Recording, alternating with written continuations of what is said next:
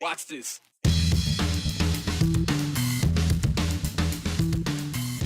It does feel good to have a significant impact here, especially from something that was so hateful. A Boise State senior saw inspiration where a lot of other people saw red. There's now a new scholarship for women at Boise State based on what a controversial professor said about them. A critical conversation in the Treasure Valley, preventing suicide among our youth. We talk with a mental health expert set to lead a discussion that is difficult but necessary right now. The first deadlines for military members to get the COVID vaccine have come and gone. Those mandates apply to Idaho's National Guardsmen and women. So how many have refused to comply? There's been a lot said about a certain Boise State professor over the last few weeks, and a lot said about what he said last month. A lot of it, like most of it, not good. BSU political science professor Scott Yenner, Dr. Scott Yenner, went to a national conservatism conference in early November in Florida. There he gave a 15-minute speech about what he called middling career feminism and the personal and political evils that flow from it, saying things like feminism has sold many a bill of goods, calling, quote, communal family life the casualty of feminism. It's on YouTube if you want to see it. Well, that video surfaced around Thanksgiving, and it sparked a very vocal outcry and attention from across the country, most of that from right here at home. But it also spurred one Boise State student to actually do something more than just condemn his comments. Allie Orr is a senior marketing student. You know, that mid-level bureaucratic field where Dr. Yenner claims women seek their purpose? Well, about a week after learning about Dr. Yenner and his beliefs, Allie found her purpose. She started a GoFundMe to raise money for a BSU scholarship for women in STEM, medicine, and law-related fields. And as of showtime, it has raised about $38,000, about $12,000 shy of their goal, but good enough to officially fund a $25,000 endowment to help female students at Boise State feel supported to pursue any degree and career path they choose, she says. Well, they raised that $25,000 in just 3 days, and next semester, one student will be awarded that scholarship. This morning, Allie walked us through how she was inspired to make the best of a bad situation. The feminist ethic of careerism and easy sex is a recipe for national disaster. As a student, you always assume that your professors have your best interest in mind and that they're always there having your back. They are more medicated, meddlesome, and quarrelsome than women need to be. And so for a professor to say, I don't believe in your education, yet he teaches women, that feels completely wrong. Every effort must be made not to recruit women into engineering, but rather to recruit and demand more of men who become engineers. How does that not make you feel like you're not welcome? Is that what you took from it? Yeah. Like you shouldn't, as a woman, be in this school or be in these fields of study? Yeah, he said, recruit more men, not women. What does that say to me? Don't go into those fields because I can't do as much as men can? That's terrible. Meet Scott Yenner. The response on social media and from the community was swift. Dr. Yenner then responded himself. Feminists are outraged about a talk I recently gave, and I've become an object of their hatred on TikTok. And the response there, just as angry. Allie saw that too. And one of the Twitter replies was, someone should make a scholarship in Scott's name. And I thought, that is such a wonderful idea. And so that night, or that day, I called my parents and I said, I think I'm gonna make a scholarship, because how else are we going to say no to this? I mean, I don't have control over him being a professor or him being at Boise State, but I do have control over what I can say no to. And so that night, I made the GoFundMe and I sent out an email to like 80% of the staff, faculty, and professors at Boise State, and the subject line read, Scholarship for Medicated, Meddlesome, and Quarrelsome Women. Let me find the email. As a female student at Boise State University, I was deeply disheartened to hear that a professor would discourage women from enrolling in higher education, especially women in STEM, medicine, and law. As a result, I have created a GoFundMe to fund a scholarship for women pursuing STEM, medicine, and law studies. And then I went to bed, and I was so scared. And I woke up Friday, and suddenly there was like $2,000 in there already. And then by probably about 7 p.m. Friday, we had 10,200.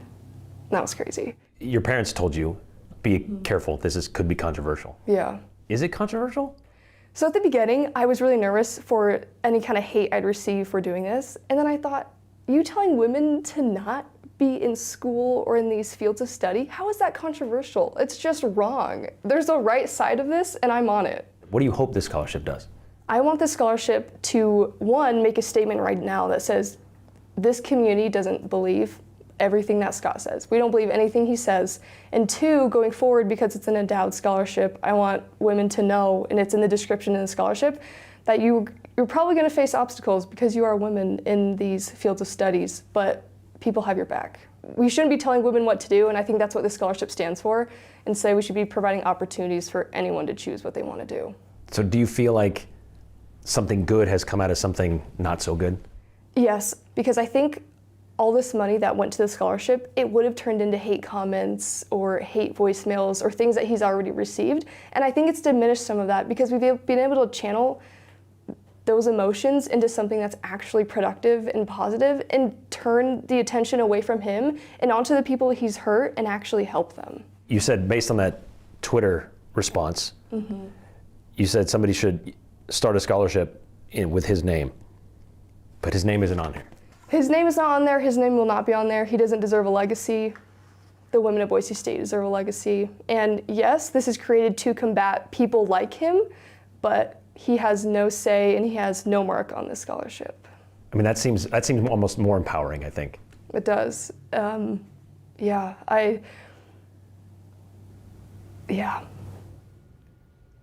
So the scholarship doesn't mention Dr. Yenner by name, but you know whose name is on it?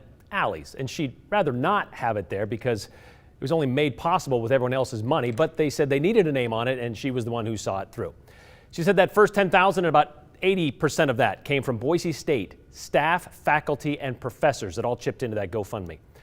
However, despite sending that original email to Boise State President Dr. Marlene Tromp and the administration, Allie says she's disappointed that she hasn't heard from them. Although we did get a response from the school just this afternoon. In fact, just moments before we started the show, Allie said she understands the complexity of the situation. Yenner's a tenured professor, First Amendment rights, but this is what the school had to say about Allie starting this scholarship. Dr. Tromp supports student scholarships and is grateful for Allie's coordination and promotion of women in STEM through the creation of a newly established scholarship. She is thrilled with the outpouring of support from our community and the financial commitment of our donors who have given to such an important and critical effort. Dr. Tromp went on to say that she immediately asked Matthew Ewing, Vice President for University Advancement, and his team to connect with Allie directly. And that kind of has how all this kind of all went through the process. And it was despite how quickly it came together, it was quite a process, Allie says. So one good thing that came out of this, another good thing I should say, because of the money they've raised, their goal again is to get to $50,000. And if they do, Allie says it will fund 2 endowment scholarships for women who want to pursue studies in science, technology, math, medicine, and law. And before we forget, we wanted to mention, we did reach out to Dr. Yenner today to ask how he felt about inspiring a scholarship like this. We even stopped by his office during office hours. He wasn't there, and he has yet to respond. Well, the last 2 years have been very difficult in more ways than most people can mention. Something we should be talking about, though, is something some people are afraid or uncomfortable or just really don't know how to mention. We've been reminded in recent weeks that many of our young people are not okay. Several teenagers have passed in recent weeks from suicide. And a tragedy like that touches more people than maybe you realize. The Nampa community, for example, continues to grieve 3 students in a short amount of time. Community and mental health leaders say now is a pivotal time for real talk about mental health and youth suicides. At 6 o'clock tonight, in just about an hour, the Brandt Center at NNU will be having an urgent community conversation, an eye-opening one, with parents about youth mental health, including anxiety, depression, and suicide. Ahead of the event tonight, Joe Paris spoke with organizers who say it's time to have that very hard and honest communication. Talking about suicide and mental health with your teenagers can be a very intimidating task, they say. It's a talk many may feel they don't even know how to begin or how to handle all that comes with it, which is one of the objectives for tonight's event, breaking through that uncomfortable barrier. Absolutely, 100%. And I just want to normalize the awkwardness. I'm a therapist. I study this for a living. I've been doing it for 20 years, and I've got 2 teenage daughters, and it's still awkward for me. These are hard conversations, and I it's still hard, and we still have to do it. We just lean in, do it, put ourselves in a risky place of awkwardness and talk to our kids. Janelle Stauffer is a licensed clinical social worker and a community advocate in Nampa. Tonight, Stauffer and a team of community leaders will host a difficult conversation at the NNU Brandt Center. The talk is entitled, Preventing a Crisis, Straight Talk on Youth Mental Health and Suicide. The event comes after several teen suicides in Nampa and the Treasure Valley in recent weeks. There were a handful of us that decided we needed to have this conversation after we saw a series of youth suicides in Nampa. We decided we needed to bring our adults together and begin creating a safety net much higher up the river so we can prevent any other youth deaths in Nampa. In the event description, something that caught our eye was that this was going to be an adult conversation. What do you guys mean by that? Because suicide is a very difficult thing to talk about, and these are very challenging topics that can be very uncomfortable for some people. Yeah, that's right. It is very important to us that this is an adult-only conversation for safety purposes. The content that we are talking about is very sensitive, and our community has just experienced the loss of 3 of our youth. And there are things that we would talk very candidly with adults about that we wouldn't talk to children about. And that's why we don't want children to be part of this, but we also want our adults to understand the concerns, but understand the hope as well. What advice do you have for parents out there that are struggling to come up with ideas of how to talk to their kids or kids in their neighborhood about this? Yeah, the best advice I can give is to just lean into the awkwardness and the hardness of it and give it a try. I've sat with so many teens who have experienced these conversations from parents, and it has been extremely positive. When kids feel as though people are reaching into the dark places, oh man, they're just not alone anymore. So to try that. The other thing I would really encourage is to really encourage other positive relationships in your kid's life. There will be things that, because of their the developmental tasks of adolescence, that they will find much easier talking to other people about, and that should be an okay thing to do. Another thing that would be really important for parents is to talk about their own mental health with their children and their own struggles, so that it's not as awkward to do on their own.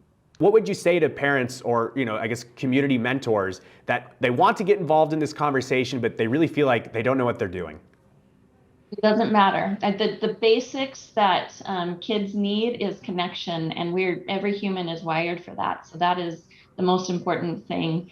You absolutely are qualified to ask someone if they are struggling and to offer love and support. You do not need to know the exact right things to say. It is basically just, how are you doing? Have you thought about hurting yourself recently? That's kind of how simple it goes.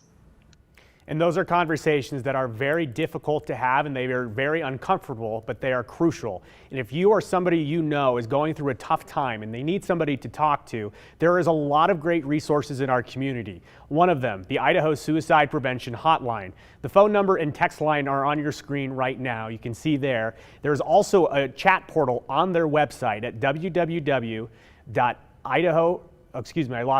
But on their website for the Idaho Suicide Prevention Hotline, which is idahosuicidepreventionhotline.org, you can chat in real time 24 hours a day with someone if you don't want to call or text. Again, this line is not just for somebody in need. It's for a person who is concerned about someone or looking to get more resources to have a conversation with someone they know is in trouble.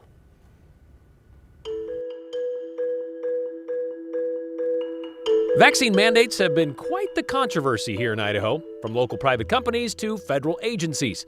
Well, the military runs by its own rules, and that vaccine requirement is in effect in some branches and coming soon for others, like Idaho's National Guard. We know you have a lot of other COVID questions for us, and now's the time to send them our way, or anything else that's on your mind. Questions, comments, and complaints. Our number is on your screen, 208-321-5614. Text them to us, along with your name and the hashtag, the 208. We could share yours at the end of today's show. And if we don't, there are other days. Either way, stick around.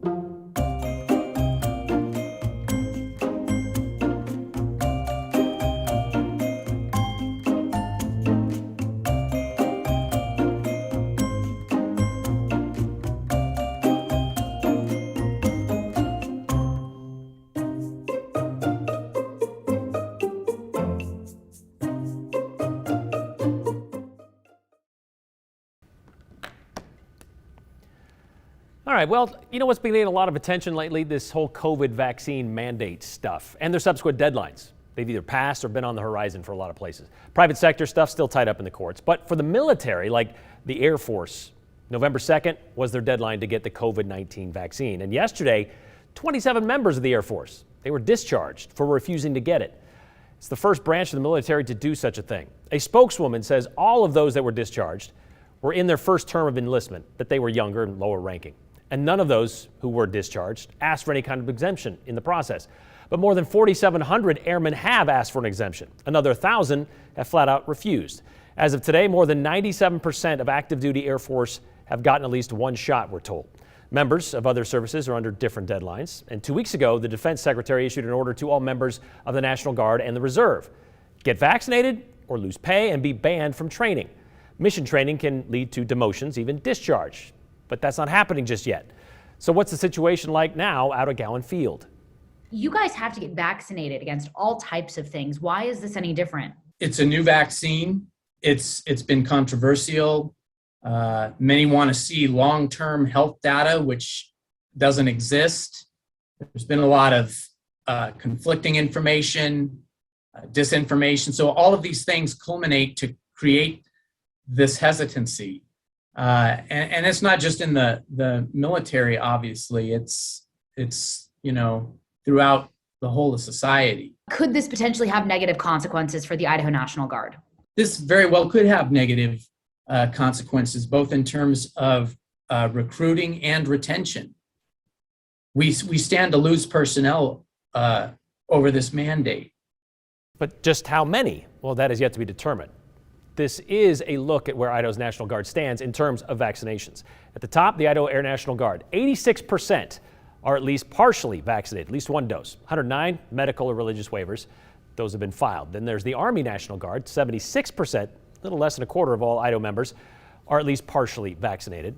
186 medical or religious waivers have been submitted with them, and they have until June 30th of next year to submit those waivers. Those who did file a waiver get 90 days an administrative exemption while their request is being processed. Lieutenant Colonel Border says that while they are waiting for those waivers to be processed, they are not discharging anyone just yet. And they're also still waiting on guidance from the National Guard Bureau. If anyone should be discharged, is it going to be considered honorable or dishonorable? Border says he hopes they decide not to make it a dishonorable discharge. By the way, Idaho currently 34th in the National Guard for vaccination rate.